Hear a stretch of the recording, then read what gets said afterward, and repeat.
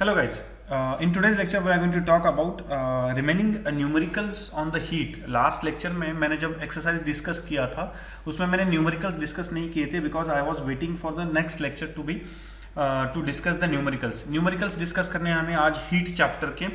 तो न्यूमेरिकल जो है हीट चैप्टर के वो मेजर दो चीज़ों पे ही डिपेंडेंट है। एक फॉर्मूला है लेटेंट हीट का फॉर्मूला,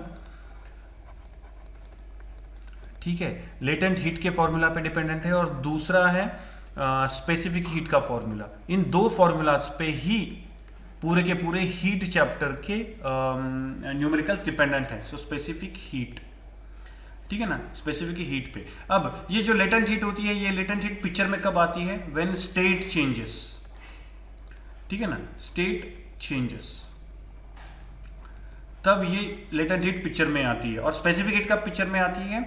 टेम्परेचर चेंज के वक्त, ठीक है ना, टेम्परेचर चेंज के वक्त स्पेसिफिक हीट पिक्चर में आती है।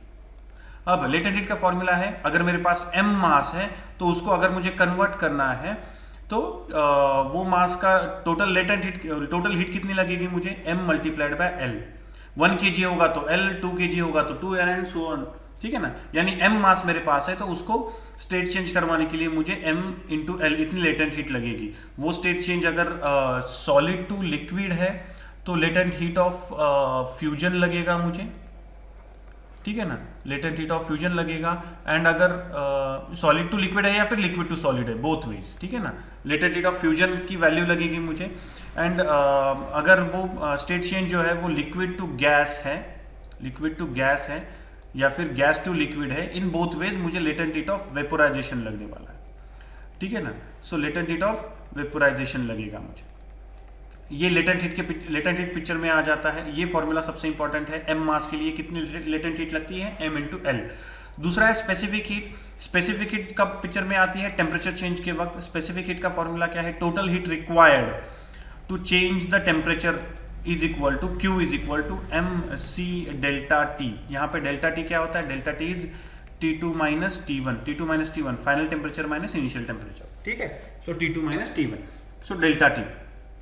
सो ये पिक्चर में आ जाता है Q is equal to mc delta T जब टेम्परेचर चेंज के वक्त होता है। अगर ऑब्जेक्ट का दोनों हो रहा है, यानी स्टेट चेंज भी हो रहा है एंड टेम्परेचर चेंज भी हो रहा है, तो total heat required is nothing but addition of latent heat and this temperature due to temperature change, ठीक है ना। यानी लेटेंट हीट प्लस ये टेम्परेचर चेंज हुआ, उसके लिए जो भी हीट लगी वो दोनों हमें लगते हैं when we are going for both, ठीक है ना।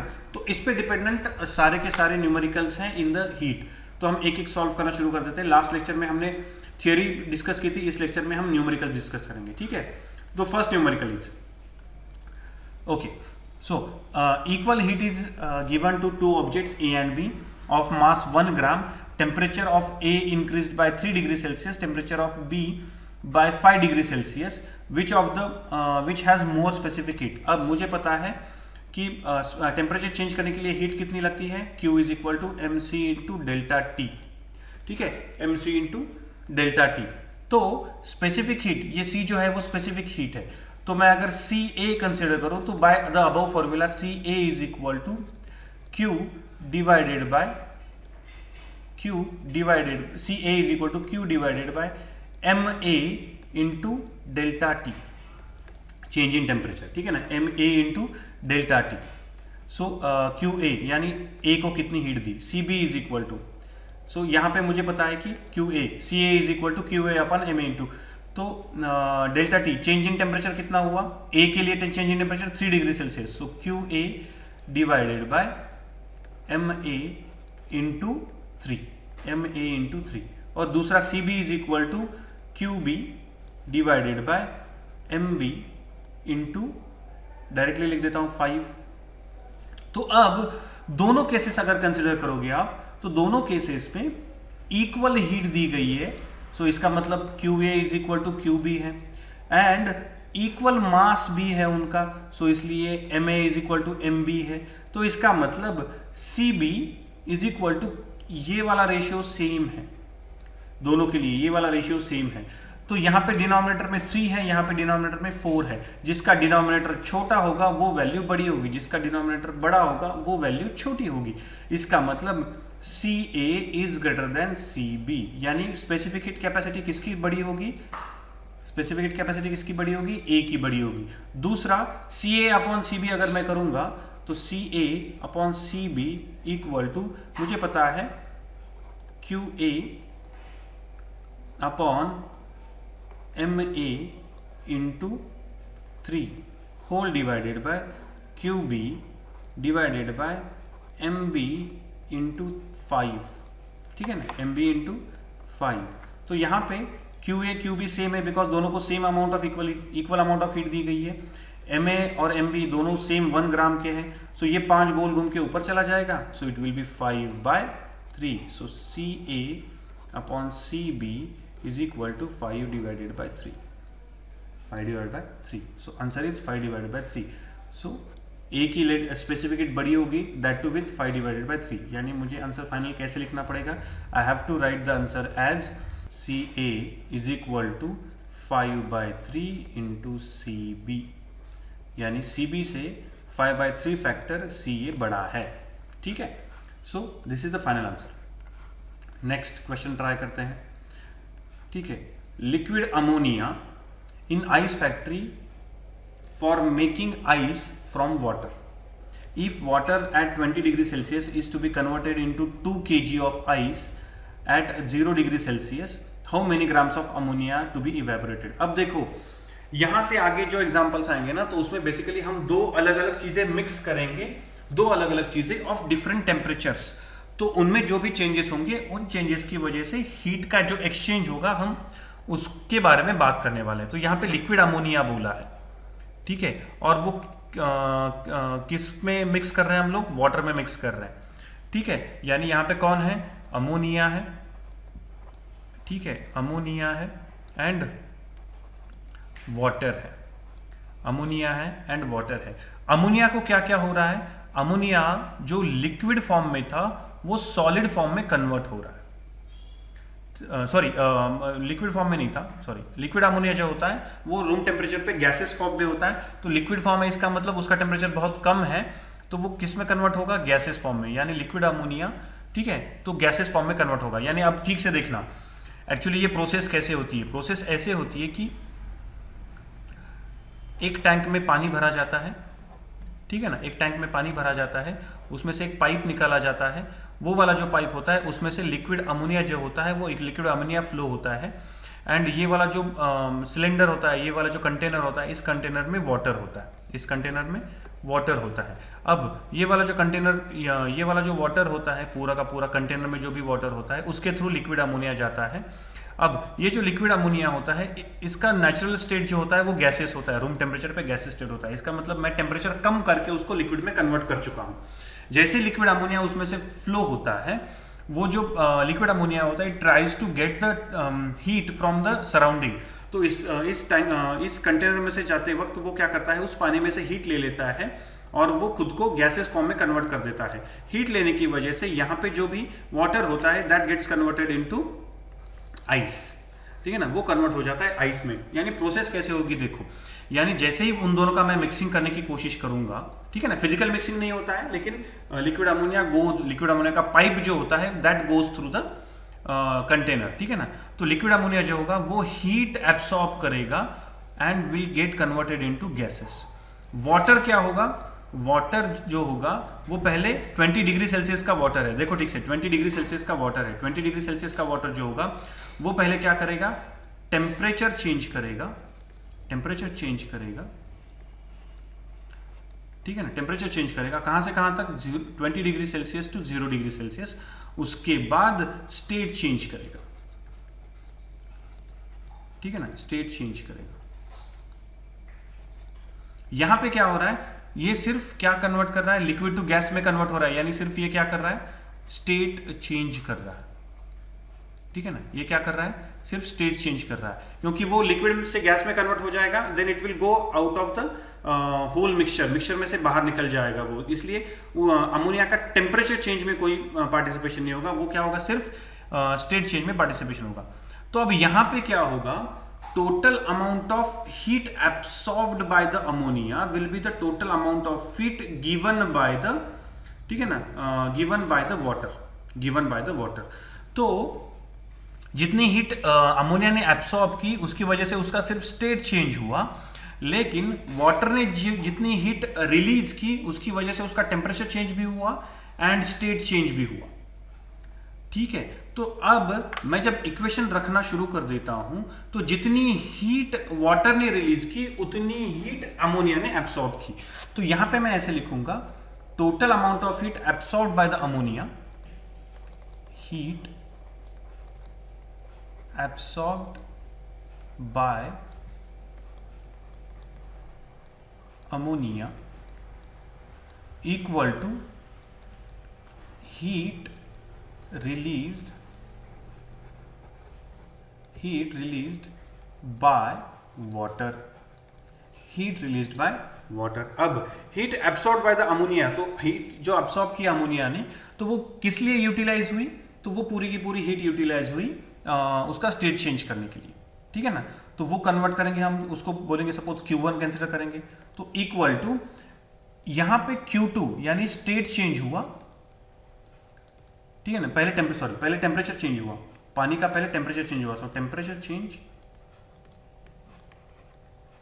Change plus state change. ठीक है ना, स्टेट चेंज। ठीक है, सो यहां पे सिर्फ स्टेट चेंज हुआ। ठीक है ना, स्टेट चेंज। तो इसको नाम दे दिया मैंने Q1, इसको नाम दे दिया सपोज Q2, इसको नाम दे दिया Q3। यानी जितनी हीट अमोनिया एब्सॉर्ब करेगा उतनी हीट वाटर रिलीज करेगा। ये जो टोटल हीट अमोनिया ने एब्सॉर्ब की वो यूटिलाइज किसके लिए हुई, स्टेट चेंज के लिए हुई। लेकिन temperature heat released by the water जो हुई वो टेम्परेचर चेंज के लिए भी यूटिलाइज हुई और स्टेट चेंज के लिए भी यूटिलाइज हुई। तो यहाँ पे मैं ऐसे लिखूंगा कि Q1 यानी Q1 क्या है, हीट चेंज स्टेट चेंज करने के लिए, स्टेट चेंज करना यानी कौन पिक्चर में आएगा, लेटेंट हीट पिक्चर में आएगा। So M into L. ठीक है ना, M इंटू एल।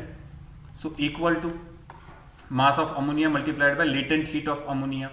कौन सी लेटेंट हीट वो, ठीक है ना, वो कहां से कहां जा रहा है, लिक्विड टू गैसेस में कन्वर्ट हो रहा है, लिक्विड टू गैस में कन्वर्ट हो रहा है, इसका मतलब लेटेंट हीट ऑफ इवेपोरेशन लगेगा। ठीक है ना, vaporisation. So vaporisation, latent heat of vaporisation कितना है, 341 कैलोरी पर ग्राम। ठीक है, 341 कैलोरी पर ग्राम। दूसरा हमें क्या निकालना है, कितना अमोनिया लगा हमें वो निकालना है। तो इसके लिए यहाँ पे M पता नहीं है हम लोगों को, तो यहाँ पे सिर्फ क्या लिखूंगा मैं,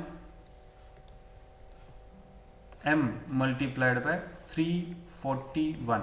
उसके बाद Q2 is equal to temperature change, water का जो टेम्परेचर चेंज है, टेम्परेचर चेंज यानी कौन पिक्चर में आएगा, specific heat capacity. So temperature change के लिए MC इंटू डेल्टा T।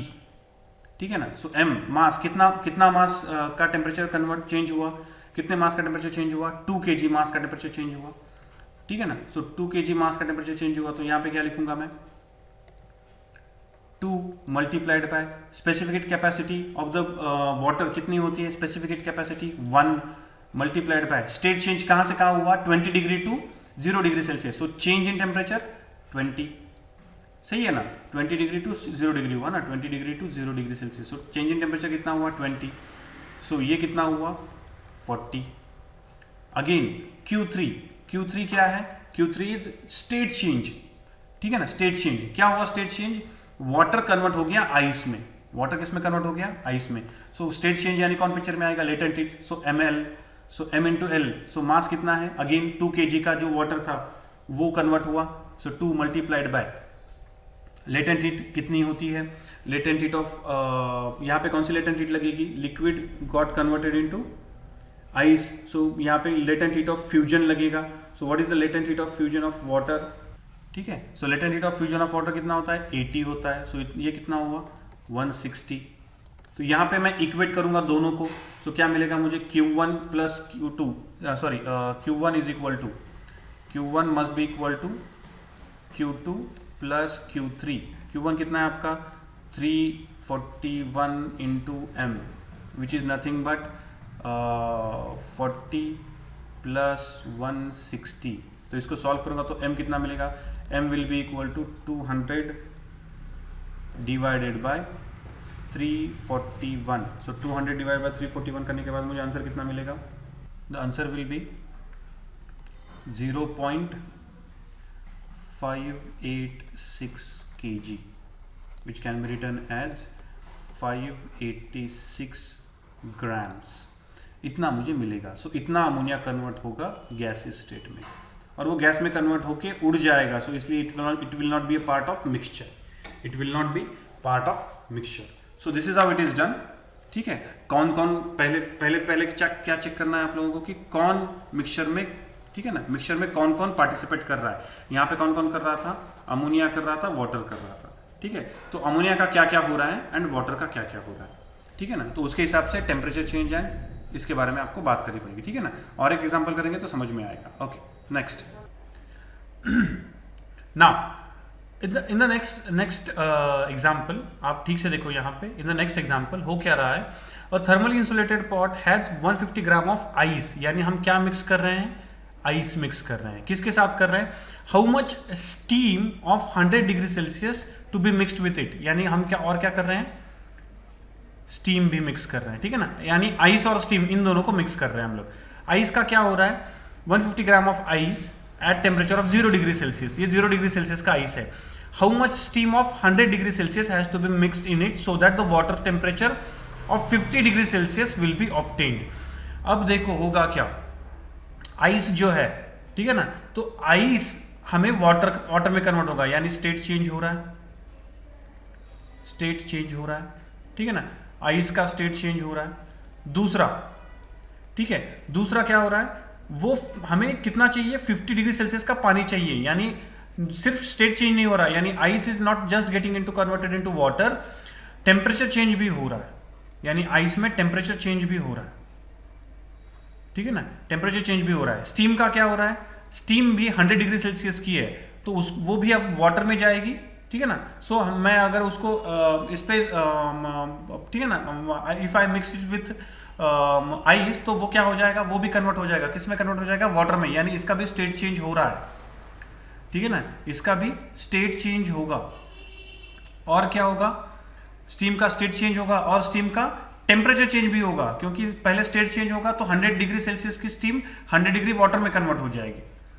ठीक है. एंड देन टेम्परेचर चेंज होगा. सो टेम्परेचर चेंज भी होगा.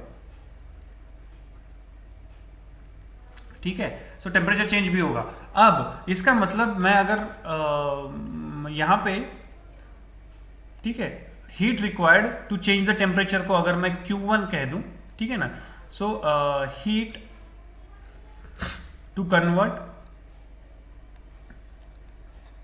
100, सॉरी, आइस के बारे में बात कर रहे हैं. So 0 degree Celsius ice to 0 degree Celsius water. State change यानी क्या होगी? लेटेंट हीट होगी. सो उसको नाम दे देते हैं Q1, which will be equal to mass into latent heat of water. Latent heat of water. ठीक है ना. कौन सी लेटेंट हीट होगी यहाँ पे? लेटेंट हीट ऑफ फ्यूजन होगी, क्योंकि ice is getting converted into water. So latent heat of fusion, LF कह दो इसको. Okay, latent heat of fusion. वैसे ही दूसरा क्या होगा? आइस का टेम्परेचर भी चेंज हो रहा है. सो आइस का टेम्परेचर अगर चेंज हो रहा है तो यहाँ पे क्या लिखूंगा मैं? Heat required to change temperature. So ठीक है ना, change temperature from 0 degree Celsius of water to 50 degree Celsius, which will be equal to Q2 will be equal to MC delta T. Temperature change के लिए responsible कौन है? Specific heat. ठीक है, specific heat का फॉर्मूला. वैसे ही यहाँ पे भी लिख देता हूँ, अभी एकदम शॉर्ट में लिखूंगा. ठीक है ना. स्टीम के लिए heat required, heat for state change. ठीक है ना. Heat required, heat for state change will be equal to कितनी होगी? Q2 कंसिडर करते हैं, Q3 कंसिडर कर लो इसको. So Q3 which will be equal to mass into latent heat. ठीक है, mass into latent heat of that steam. ठीक है. यहाँ पे कौन सी लेटेंट हीट होगी? Latent heat of vaporisation. यहाँ पे कौन सी? वेपोराइजेशन. तो इसको LV कह देता हूँ. यहाँ पे latent heat of fusion, so LF कह देता हूँ.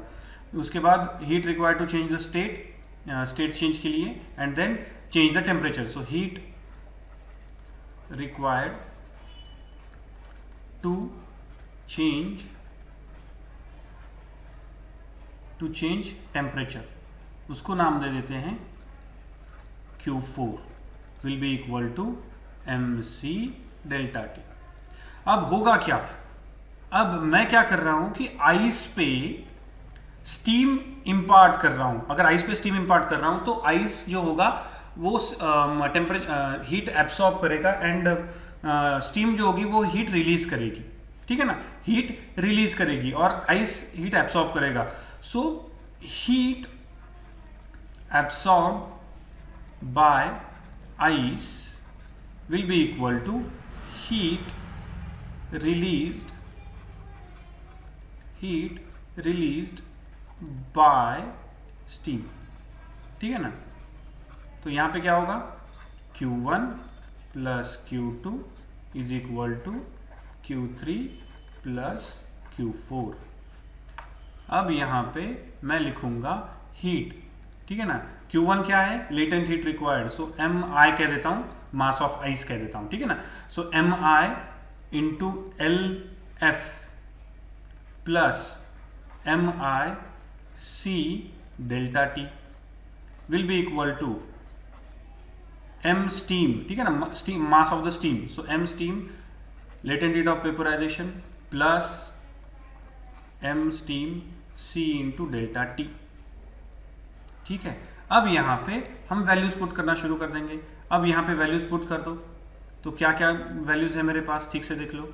यहां पे you can see over here latent heat of melting of ice, यानी लेटेंट हीट ऑफ फ्यूजन मुझे पता है, आइस मुझे पता है 150 ग्राम ऑफ द आइस, तो इसको मैं 0.15 kg कह देता हूं। सो 0.15 kg इंटू 80 प्लस, ठीक है, plus mi again 0.15 multiplied by C कितना होता है, स्पेसिफिक हीट ऑफ वाटर 1 होता है, multiplied by change in temperature 0 degree Celsius से 50 डिग्री सेल्सियस, तो change in temperature 50 is equal to, ठीक है ना, is equal to mass of steam कितना है, मास ऑफ स्टीम कितना है, अगेन वही तो निकालना है। सो ms into latent heat of vaporisation of the steam कितना है, latent heat of vaporisation LV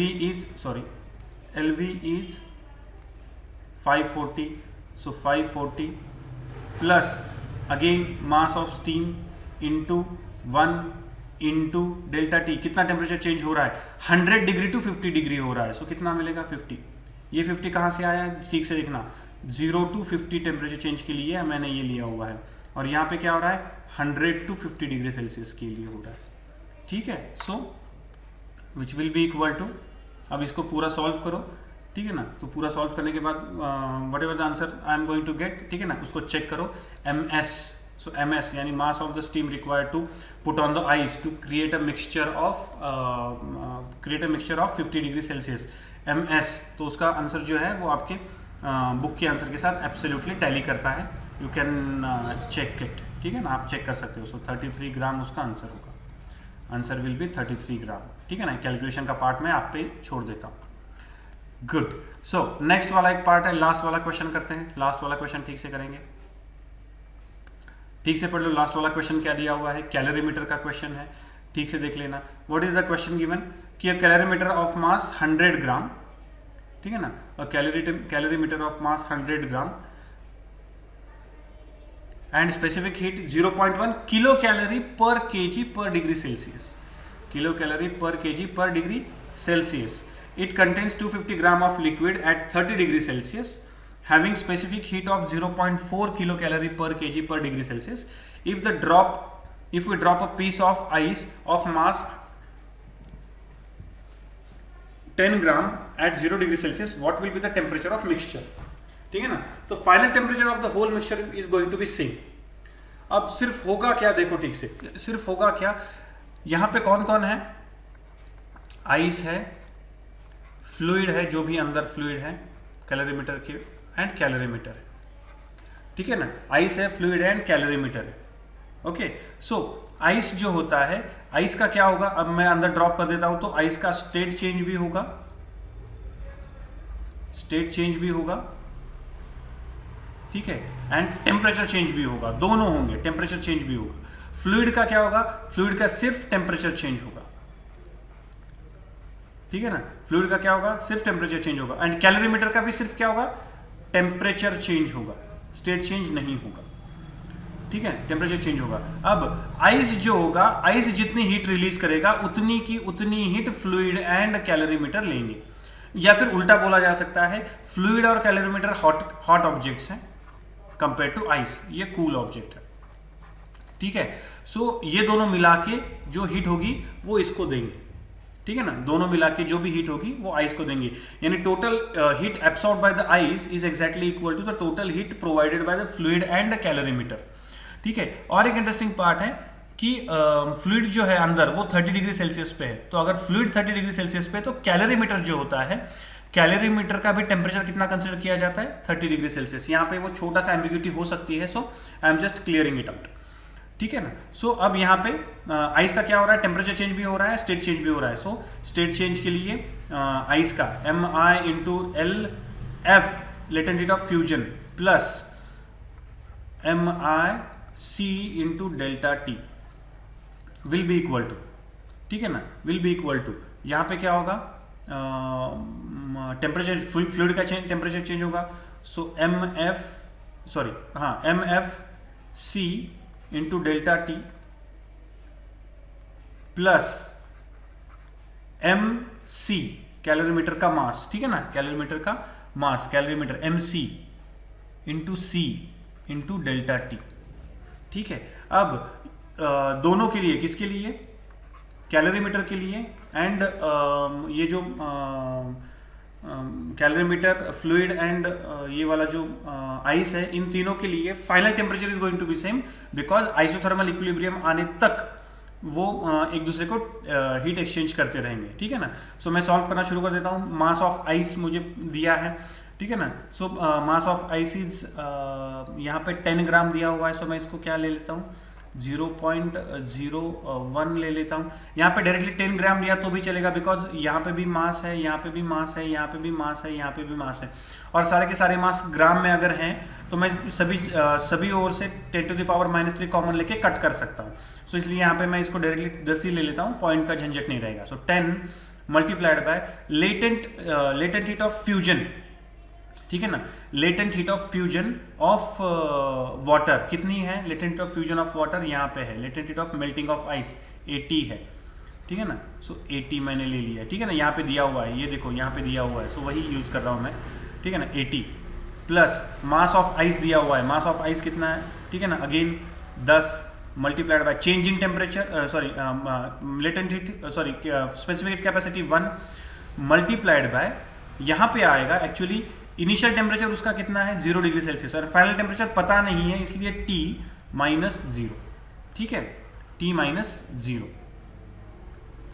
अब यहाँ पे इक्वल टू, ठीक है ना, equal to mass of fluid, mass of fluid दिया हुआ है, mass of fluid is 250 grams, so यहाँ पे मास ऑफ फ्लूइड 250 ग्राम्स ले लिया मैंने, मल्टीप्लाइड बाय उसी फ्लूइड का जो स्पेसिफिक हीट कैपेसिटी है वो कितना दिया हुआ है, 0.4 किलो कैलोरी पर केजी, ठीक है ना, 0.4 किलो कैलोरी पर केजी, ठीक है ना, किलो कैलोरी पर केजी डिग्री सेल्सियस ऐसे दिया हुआ है, डिग्री सेल्सियस दिया हुआ है, तो ऊपर का किलो और नीचे का किलो कट हो जाता है, so I can write it as 0.4 calorie per gram degree Celsius, ठीक है। तो यहाँ पे मैं डायरेक्टली उसको वही यूज करता हूँ, ठीक है ना।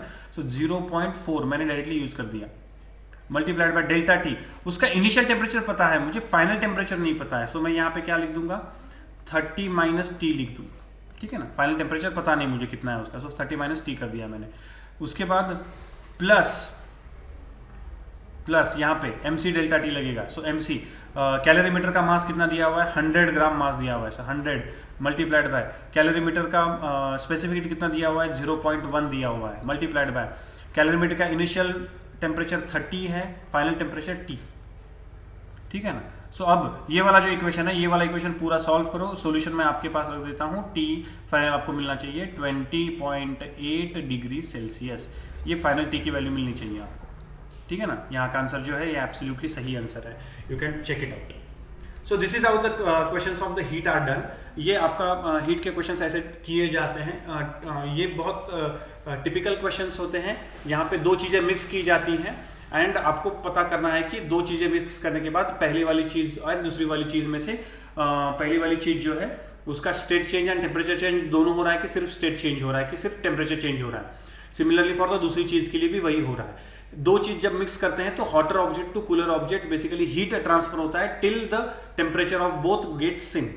सो ये बेसिक चीजें आपको अगर पता है तो you can do any kind of problems. So this is the exercise of heat. मैं एक वर्कशीट भी सॉल्व करूंगा आपके साथ, लेकिन ये एक्सरसाइज के क्वेश्चन जो होते हैं इतने ही है। Thank you.